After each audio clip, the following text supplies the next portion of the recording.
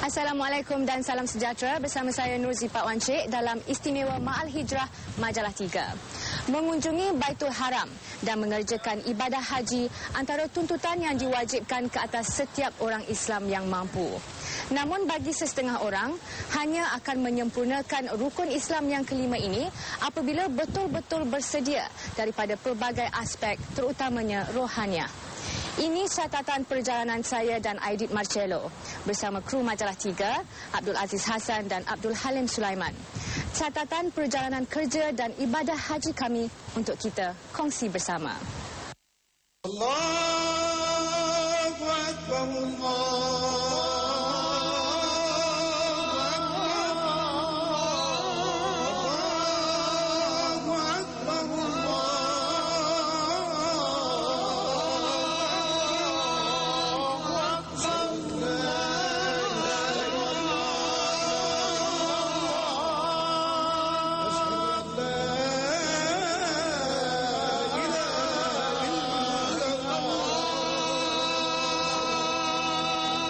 أشهد أن محمد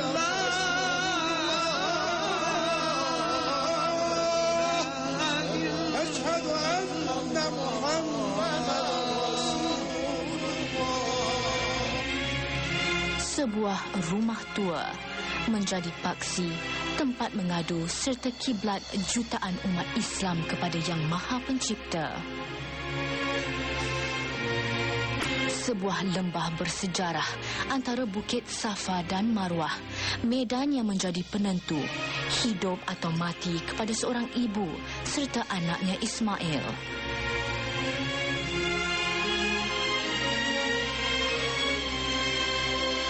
Di Padang Arafah, jutaan manusia ringkas berihram dengan cuma 2 helai kain, berkumpul di bawah satu bumbung akidah menghadap Yang Maha Satu.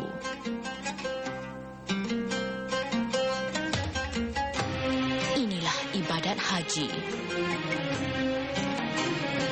Rukun Islam kelima yang menjadi kemuncak dalam setiap kehidupan umat Islam.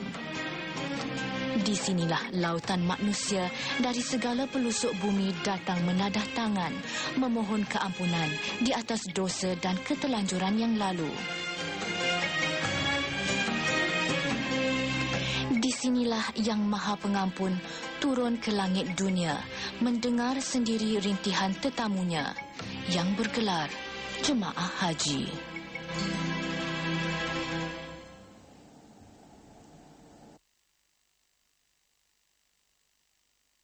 Saudi akan mengambil tindakan tegas sekiranya jemaah haji dengan kegiatan-kegiatan seperti berikut. Yang pertama, polisi. Hayya 'alal falah.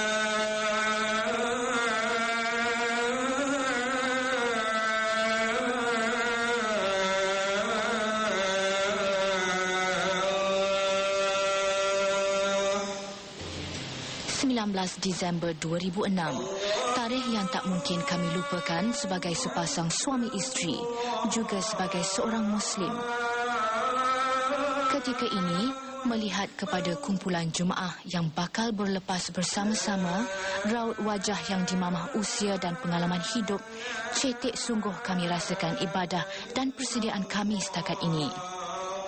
Namun saya pernah diberitahu bahawa biarpun berapa arif dan luas ilmu seseorang itu, tidak mungkin dia dapat membongkar segala hikmat, rahsia dan fadilat kelebihan haji. Kerana Allah saja yang maha bijaksana untuk memberikan petunjuk kepada hamba-Nya sewaktu mereka menunaikan haji. Setiap seorang yang melangkahkan kaki keluar dari bangunan tabung haji Kelana Jaya ini pastinya membawa harapan masing-masing tatkala menyahut seruan ilahi untuk ke rumahnya.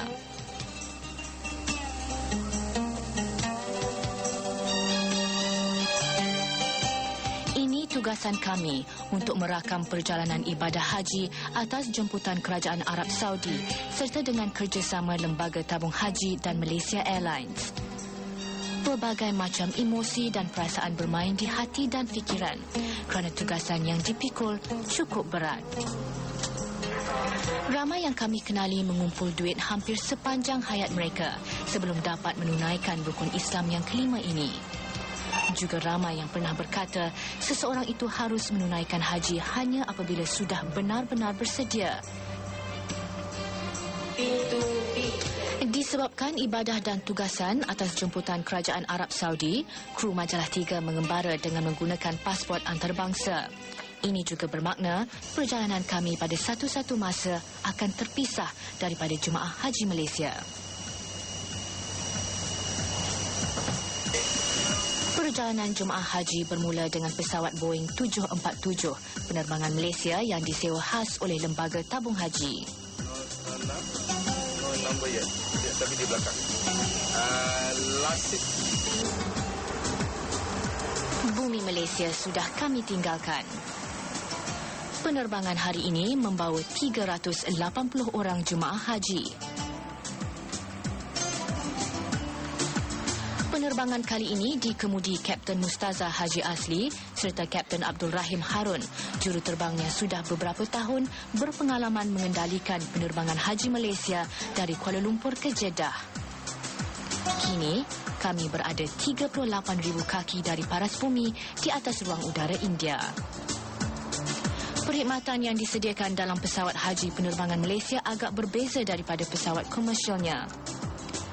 Yang pertama, daripada segi pakaian pramugari, iaitu lebih menonjolkan ciri-ciri muslimah.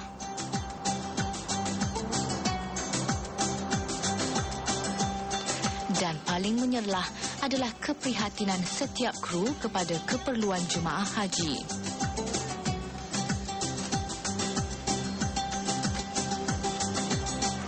Saya pernah dimaklum disebabkan berbagai emosi dan perasaan yang bercampur baur dalam segelintir individu yang bakal menunaikan haji.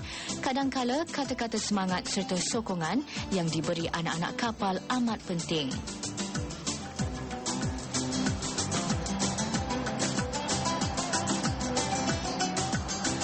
Beberapa hari sebelum tugasan haji ini, kedua-dua saya dan Aidit berada di luar negara untuk tugasan serta liputan lain program Majalah 3. Justru perjalanan udara selama lebih 8 jam ini kami gunakan sepenuhnya untuk mengimbas dan mentelaah kembali turutan dan pekerjaan dalam ibadah haji dan umrah.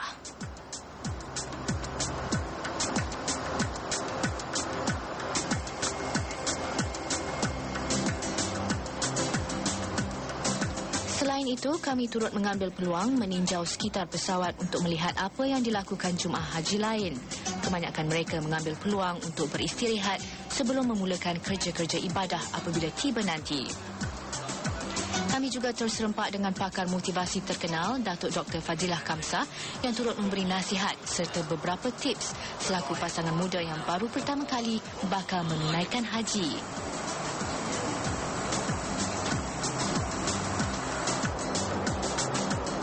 Dalam hampir 400 penumpang, ada di kalangan mereka beberapa tokoh politik serta orang berpengaruh negara. Namun semuanya kelihatan sama dan sedarjat dengan pakaian ihram. Indahnya manusia ketika ini, sama ada bergelar Dato' atau Tan Sri, tiada perbezaan. Semuanya sama. Permukaan muka bumi gurun yang bergunung ganang kelihatan daripada jendela pesawat. Hampir 8 jam perjalanan, kapal terbang yang kami naiki kini sudah pun berada di ruang udara Arab Saudi. Pastinya debaran sudah bermula bagi semua jemaah haji di dalam pesawat kami.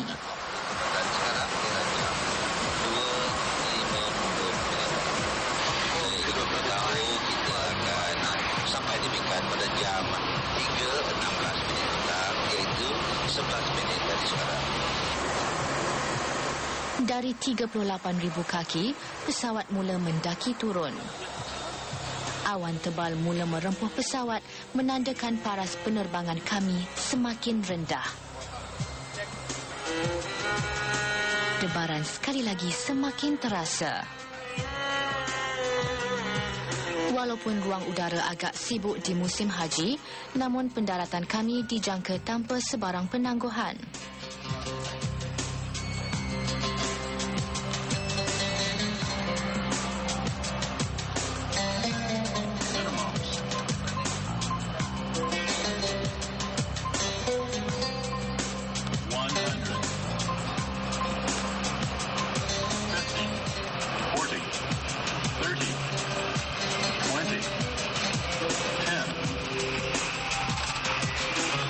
Setelah 9 jam, akhirnya pada jam 3.15 petang, kami selamat tiba di Terminal Haji Lapangan Terbang King Abdul Aziz, Jeddah, pintu masuk jemaah haji ke Tanah Suci dari setiap pelusuk. Ini antara lapangan terbang paling sibuk dunia.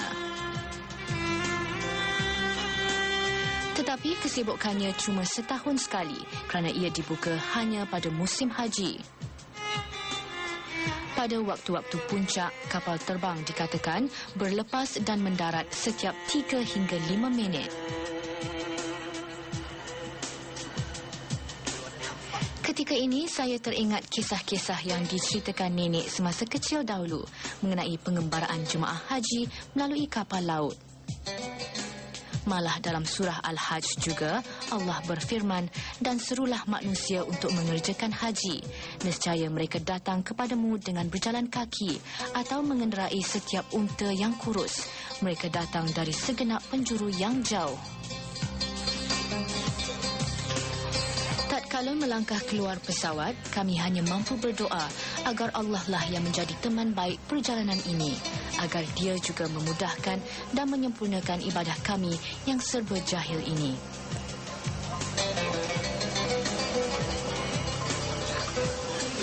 Perjalanan kami sudah bermula.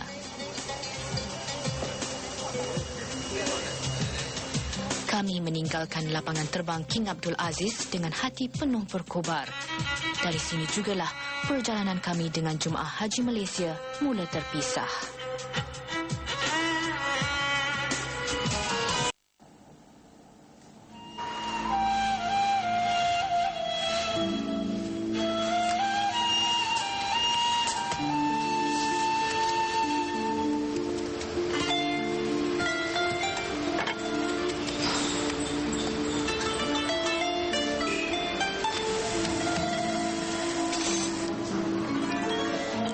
Membawa diri berempat sahaja sebelum bertemu dengan pegawai daripada Kementerian Kebudayaan dan Penerangan Arab Saudi. Di Jeddah, kami singgah selama 2 hari di sebuah hotel di Suqul Arab atau Jalan Arab. Di sini juga kami mengambil kesempatan untuk mengulang kaji turutan dan tertib sebelum mengerjakan ibadah umrah dan haji bersama seorang lagi kru Majalah 3, Abdul Halim Sulaiman, yang sudah 7 kali mengerjakan haji sebelum ini. Abdul Halim juga bakal memudahkan semua urusan kami dengan pihak tertentu selaku jurubahasa untuk tugasan kali ini. والله ما ادري كيف ناكل هذا؟ نحن مو عربي كيف ناكل هذا؟ اسمع شو اي حاجه؟ لا بس كذا. نعم. كذا. كذا؟ كذا بس. جربوا. شكرا.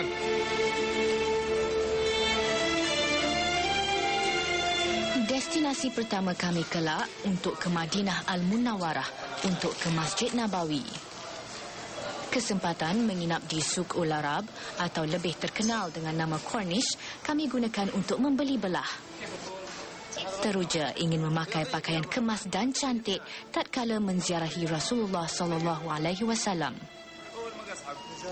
Di sepanjang perjalanan sekitar Corniche dipenuhi banyak kedai dan gerai yang menjual pelbagai barangan, termasuklah jubah untuk lelaki. Bergantung kepada lokasi kedai, kualiti serta harga jubah yang dijual agak berbeza. Harga barangan yang hendak dibeli juga bergantung kepada kepakaran seseorang itu untuk tawar-menawar. Menariknya, disebabkan kunjungan jutaan jemaah haji dari pelbagai negara setiap tahun, hampir setiap peniaga mampu bertutur dalam pelbagai bahasa, walaupun tidak begitu fasih. Okey. Berbulu.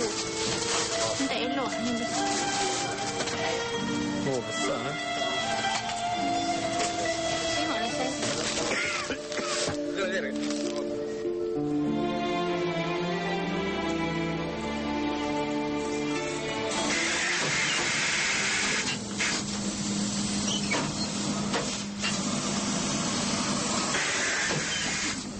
Bagi buat berapa?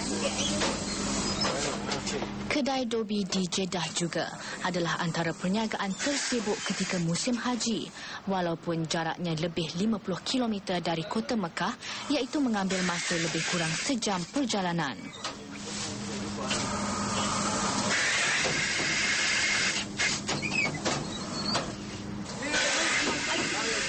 Menurut tuan kedai, dia menerima dan menghantar pakaian setiap hari dari dan ke kota Mekah, dan ketika inilah perniagaan paling menguntungkan. Di hotel, kami bersiap sedia untuk memulakan perjalanan ke Bandar Madinah. Tepat jam 3 petang, kami berkobar-kobar meninggalkan hotel untuk memulakan pengembaraan. Rancangan kami akan tinggal selama beberapa hari di Madinah sebelum berangkat ke Mekah. Alhamdulillah, segala persiapan sudah diuruskan Kementerian Kebudayaan dan Penerangan Arab Saudi.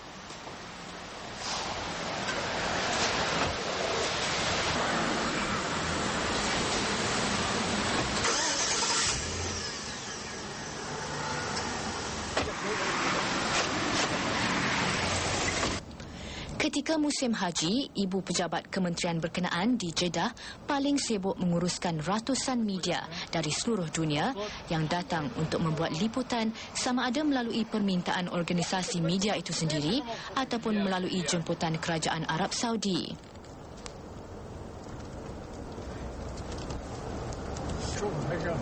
Pemandu berbangsa Arab dari Madinah inilah rakyat tempatan pertama yang menyambut kami.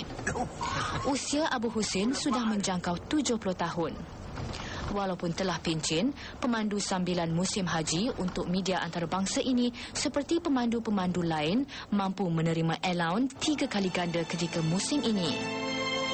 Sifatnya yang ramah walau hanya tahu berbahasa Arab membuatkan kami cukup selesa dan mesra dengannya. 15 minit perjalanan, kami mula melalui kawasan gurun bergunung ganang Jeddah. Lebuh raya yang menghubungkan Jeddah dengan Madinah juga cukup luas dengan 4 lorong di setiap arah.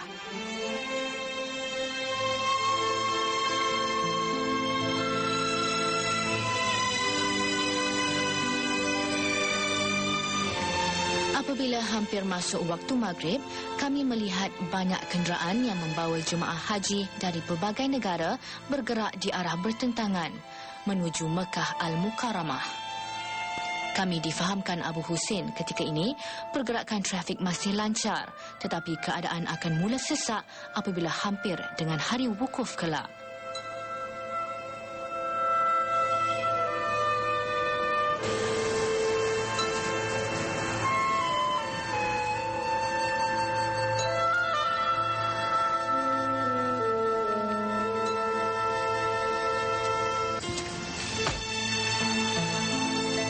Hampir 2 jam perjalanan, kami berhenti di sebuah masjid di hentian rehat untuk menunaikan solat maghrib. Mungkin sukar untuk anda percayai, tetapi pengembaraan untuk menunaikan ibadah jauh bezanya daripada pengembaraan lain. Keseronokan yang tidak pernah saya bayangkan membuatkan badan tidak terasa letih. Sejam berehat, perjalanan ke Madinah diteruskan.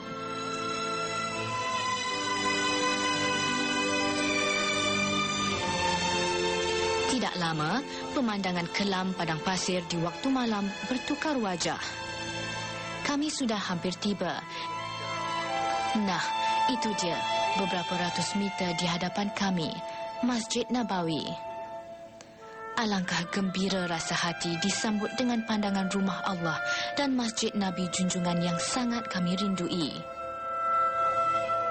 Kami sudah sampai di Madinah Munawarah, bandar beriman, bercahaya serta dipenuhi orang mukmin yang sangat disayangi Rasulullah.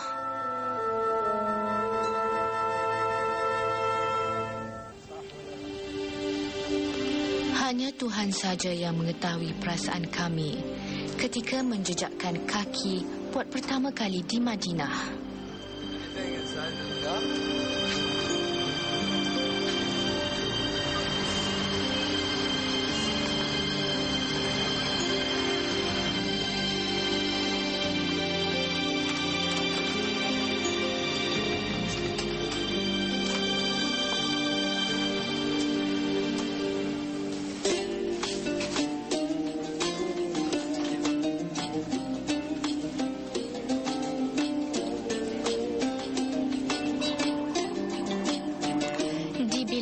juga terdapat hadiah istimewa.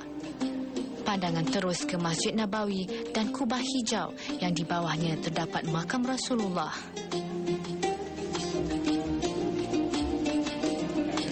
Namun Masjid Nabawi sudah ditutup.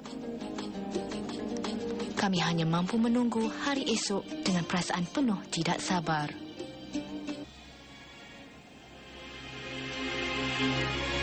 Pagi pertama kami di Madinatul Munawwarah, kota suci kedua bagi umat Islam.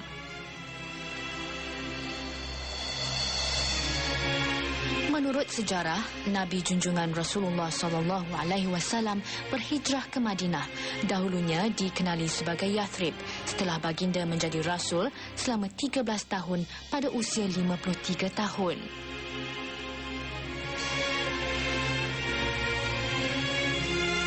Melihat pada keindahan dan ketenangan Madinah, tidak hairanlah kota ini menjadi idaman setiap umat Islam. Malah mereka akan merasa kesal dan kecewa sekiranya tidak dapat menziarahinya serta bersembahyang di dalam Masjid Nabawi dan menziarahi makam Rasulullah SAW. Masjid ini mempunyai pintu-pintu tertentu yang dihaskan bagi lelaki dan perempuan secara berasingan. Ini Babus Salam, pintu utama yang dibina Saidina Umar pada tahun 17 Hijrah. Kedudukan makam junjungan Rasulullah terletak betul-betul di bawah Kubah Hijau ini. Di sisi dua bahu Rasulullah ialah makam Saidina Abu Bakar, manakala di sisi pinggang Saidina Abu Bakar ialah makam Saidina Umar. Ribuan umat Islam membanjiri Masjid Nabawi sejak waktu subuh lagi. Kebanyakan dengan perasaan sayu yang jelas terpancar di wajah mereka. Kru kami hanya dibenarkan merakam di tempat-tempat tertentu di luar masjid ini.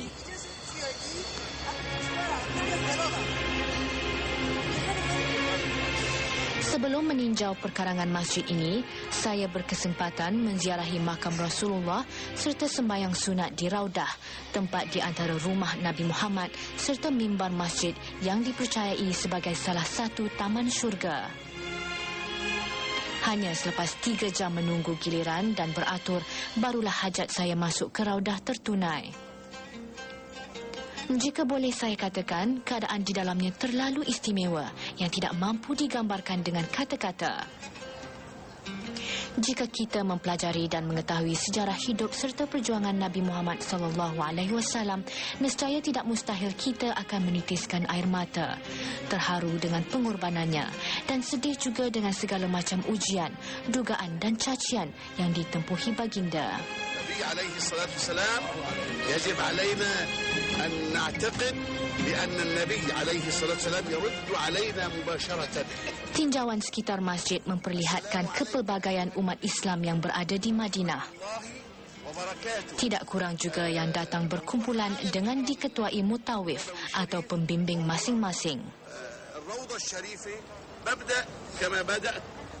Ini adalah jemaah haji dari Syria. الجزع الذي حن لرسول الله 5 minit perjalanan sahaja, kami saksikan lebih 10 jenis kumpulan pelbagai warga negara. Dari benua Asia, benua Eropah, benua Afrika, semuanya ada singgah sebentar di Madinah sebelum menunaikan fardu haji sebagai tetamu Allah Ta'ala. Tidak ketinggalan juga yang datang bersama ahli keluarga yang ramai, seperti keluarga dari Mesir ini. من فين أنتم؟ مصر إيجيبت من مصر في القاهرة الحج هذا. Pemuda ini membawa 2 anak kecilnya beserta ibu bapanya yang sudah tua. تخش إن شاء الله الوالد dia akan haji dengan ayah dia lah. هل في مشكلة مع صبيان تمشي إلى الحج؟ في مشقة؟ في كثير. أوكي. لسه بيبي صغير. Suasana keramaian di Madinah ini membuatkan kami betul-betul teruja menantikan saat-saat berkumpul bersama lebih 2 juta umat Islam lain di Mekah kelak. Acuan serta raut wajah yang belum pernah kami saksikan serta bahasa yang tidak pernah kami dengar, semuanya membuktikan Islam sudah menjangkaui pelbagai sempadan dunia. Antara yang tidak ketinggalan membanjiri tanah Madinah termasuk mereka yang dari negara digolak kemiskinan serta yang baru keluar dari kancah peperangan. Pemuda 34 tahun ini berasal dari Bosnia. When I was a pledger there. Yes, this is my first time here. Yes, I came from Bosnia with 1,400 Hajis by plane and by bus. Some of them they came by bus, some of them they came by plane. It's beautiful. Actually, in one saf you can find whole Oman. Actually, people from Philippines to Maghreb, all in one saf. I came with my wife as well, so we have decided to go this year to Hajj. This is a beautiful, beautiful feeling. Some people say that I came early, that I'm too young to go to perform Hajj, but actually, I think it's the right time, because you cannot choose the time. Allah is calling you, actually, to come when He is inviting you, when He is your host. Sukar untuk dibayangkan Masjid Nabawi asal yang didirikan Rasulullah. Sangat sederhana keadaannya. Bentuknya hampir 4 persegi. Tiangnya daripada batang pokok kurma dan dindingnya daripada batu bata dan tanah. Hari ini Masjid Nabawi mampu menampung 600,000 orang. Namun, bermula 8 Zulhijjah setiap tahun selama seminggu, Masjid Nabawi lengang kecuali ditemani kehadiran penduduk asal Madinah. Semua umat Islam berada di Mekah untuk menunaikan fardu haji. Wow.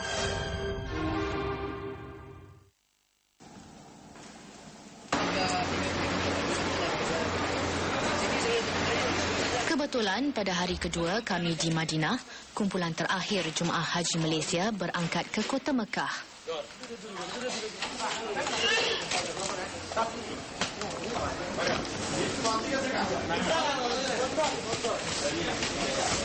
Beginilah suasana dan prosedur setiap tahun yang dilalui jemaah pada musim haji. Ketika kami tiba di sini, lebih 800 jemaah haji Malaysia daripada kumpulan KT 55 dan 56 bersiap sedia untuk berlepas.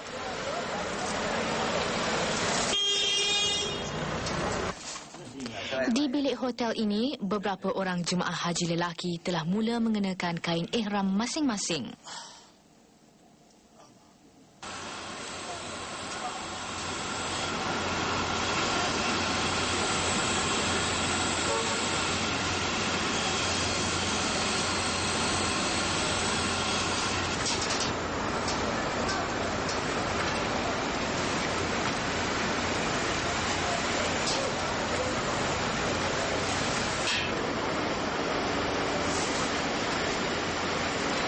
Dari saat ini, tabung haji akan menyerahkan tanggungjawab memantau serta menjaga perjalanan jemaah haji Malaysia di bawah pengawasan muasasah atau pertubuhan yang berkenaan di bawah Kementerian Haji Arab Saudi. Ini berdasarkan prosedur yang telah ditetapkan kerajaan negara itu.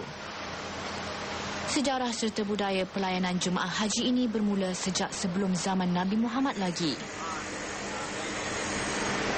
Kami turut difahamkan bahawa melayan tetamu menjadi satu kebanggaan bagi bangsa Arab. Kini ribuan buah beg telah selesai dimuat ke atas bas. Ini saat paling ditunggu jemaah haji. Muhammad bin Muhammad Idris.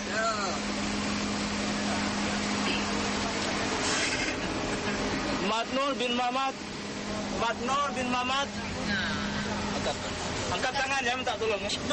Kami meraih. Ayo jinsiatek. Ketika musim haji, pemandu-pemandu bas yang mengemudi jemaah haji turut diupah dari serata negara jiran seperti Syria dan Mesir selain pemandu dari Arab Saudi sendiri.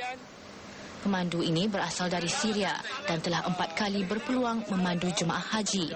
3 daripadanya membawa jemaah Malaysia. Pemandu bas juga bertanggungjawab memegang dokumen perjalanan jemaah haji. يرتب جوازات يسلمون الفندق بالأمام إن شاء الله.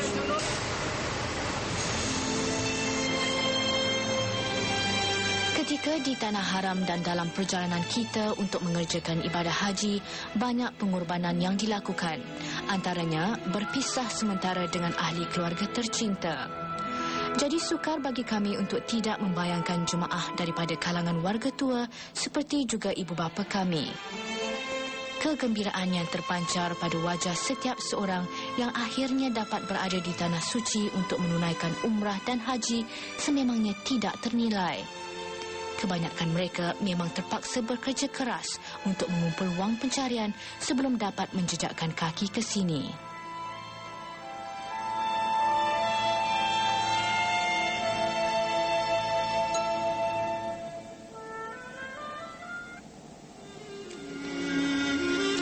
Inilah pemandangan Masjid Bir Ali dari puncak bukit. Ia terletak lebih kurang 10 minit dari kota Madinah dan menjadi destinasi penting bagi kebanyakan jemaah haji. Di sinilah mikat yang menjadi tempat terakhir untuk berniat bagi jemaah haji yang datang dari Madinah.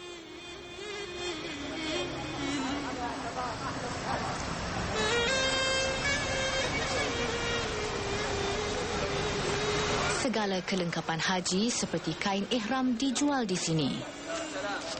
Jemaah yang datang turut mengambil kesempatan menunaikan sembahyang sunat ihram 2 rakaat sebelum menuju ke destinasi utama. Waktu ini jemaah dari pelbagai negara dapat ditemui di sini. Ini sebahagian daripada 20,000 jemaah Rusia. Pemuda Rusia ini menjadi perantara serta pembimbing kepada lebih 100 jemaah haji negaranya. Sebahagian jemaah haji Rusia datang melalui jalan darat melalui Iran dan membayar kira-kira RM10,000 seorang.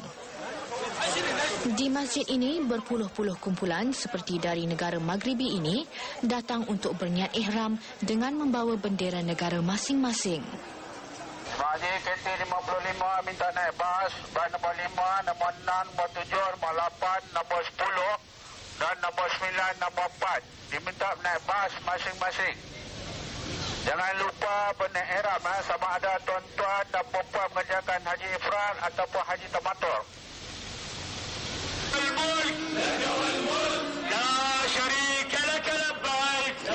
Paling tidak kami sangka ialah melihat jemaah dari negara yang sehingga kini masih digolak krisis dan ketidakstabilan politik. Pengeboman dan pembunuhan berlaku hampir setiap hari. Namun daripada laungan talbiah jemaah hajinya, rakyat negara Iraq ini sedikit pun tidak mencerminkan masalah yang sedang melanda negara mereka.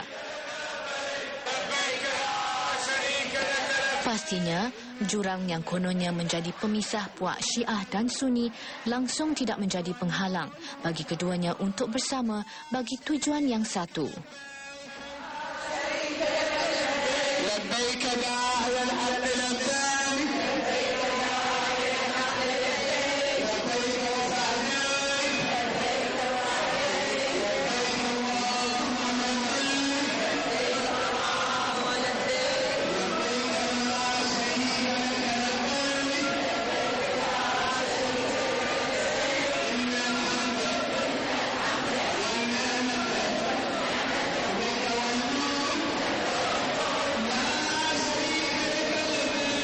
Hijrah daripada TV3.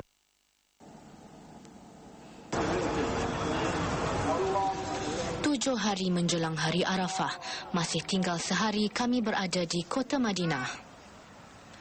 Jabal Uhud memberi pengajaran besar kepada umat Islam sehingga hari ini agar patuh dengan perintah Rasulnya.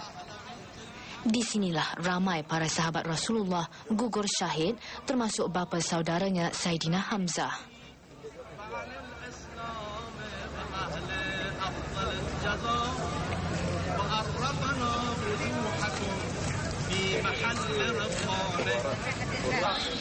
Beberapa hari sebelum Rasulullah wafat, baginda sempat mengunjungi sendiri kuburan para syuhada di sini. Para sahabat yang bersama Rasulullah ketika itu menyaksikan sendiri kesedihan yang mendalam pada wajah baginda.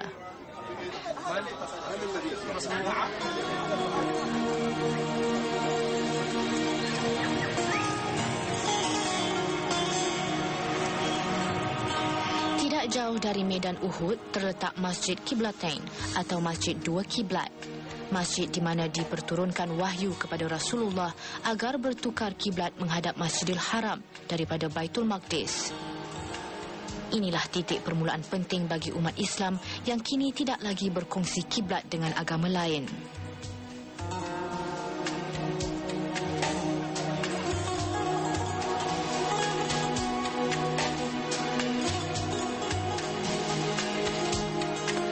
Lebih kurang 15 minit dari Masjid Dua Kiblat ialah Masjid Quba, iaitu masjid pertama yang didirikan Rasulullah atas dasar takwa.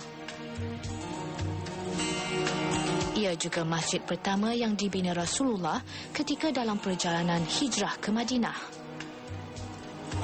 Semasa hayatnya, Nabi Muhammad SAW kerap mengunjungi Masjid Quba dan menunaikan solat sunat. Diriwayatkan Rasulullah SAW akan berkunjung ke sini sama ada berjalan kaki atau menunggang kuda pada setiap hari Sabtu. Di luar masjid kami terserempak sekumpulan jemaah berkulit sawo matang kami sangka dari Indonesia. Namun jangkaan itu meleset apabila mereka tidak tahu berbahasa Melayu. Mereka adalah sekumpulan jemaah dari minoriti Muslim Filipina. Dari Maghribi ke Filipina, itulah luasnya empayar Islam suatu ketika dahulu.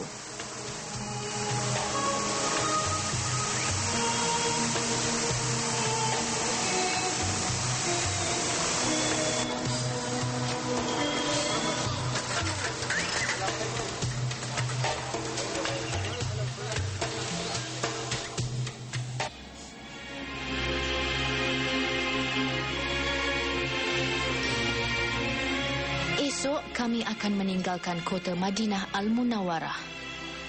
Apa yang saya pelajari semasa sekolah mengenai sejarah perkembangan Islam membabitkan Rasulullah SAW seakan direalisasikan di tanah haram ini. Pada malam ini pasti hati saya berasa sungguh berat dan sebab selama 5 hari di sini baginda Rasulullah terasa seperti dekat dengan saya. Nabi Muhammad SAW bukan lagi orang jauh buat diri ini. Setiap selawat dan doa dalam zikir dan solat untuk Nabi junjungan selepas ini pastinya lebih bermakna. Hati ini teramat rindu, entah bila diri dapat kembali menziarahi kekasih yang Maha Esa.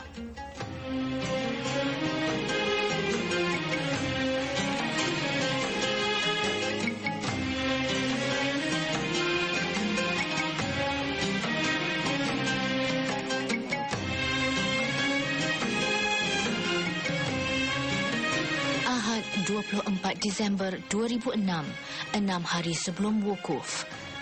Akhirnya tibalah saat untuk kami meninggalkan Madinah berangkat ke Tanah Suci Mekah. Hari ini untuk kali pertama, saya dan Aidit mengenakan pakaian ihram kami. 2 helai kain tidak berjahit sudah cukup untuk mengingatkan pemakainya bahawa inilah seringkasnya pakaian untuk seorang hamba bertemu penciptanya.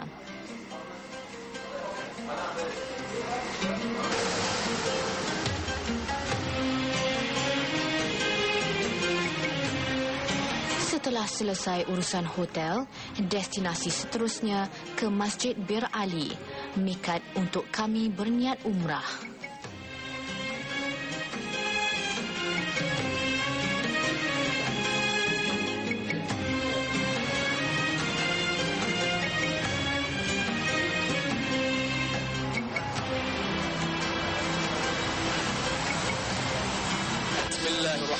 Bismillahirrahmanirrahim. Bismillahirrahmanirrahim. Nawaitu umrata. Nawaitu umrata. Wa ahramtu biha. Wa ahramtu biha. Wa ahramtu biha. Wa ahramtu biha. Lillahi ta'ala. Sekali lagi. Nawaitu. Nawaitu umrata. Umrata. Wa ahramtu biha. Wa ahramtu biha. Lillahi ta'ala. Lillahi ta'ala. Saja aku berihram untuk menunaikan umrah karena Allah Subhanahu wa taala.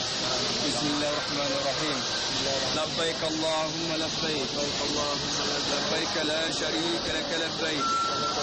Innal hamda wan ni'mata lak wal mulk la syarika lak. Labbaik Allahumma labbaik. Labbaik la syarika lak labbaik. Innal hamda wan ni'mata lak wal mulk la syarika lak. Di saat kereta meluncur laju menuju Mekah, terasa begitu pilu untuk meninggalkan Madinah, kota yang mana Rasulullah sendiri mendoakan keberkatannya. Namun perasaan pilu segera bertukar menjadi gembira. Beberapa jam lagi, rumah Allah yang menjadi kiblat saya sejak kecil bakal berada di depan mata. Sekian saja episod pertama Istimewa Ma'al Hijrah bersama Majalah 3.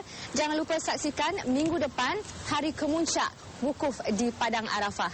Juga untuk umat Islam seluruh Malaysia, selamat menyambut Tahun Baru 1428 Hijrah. Jumpa lagi.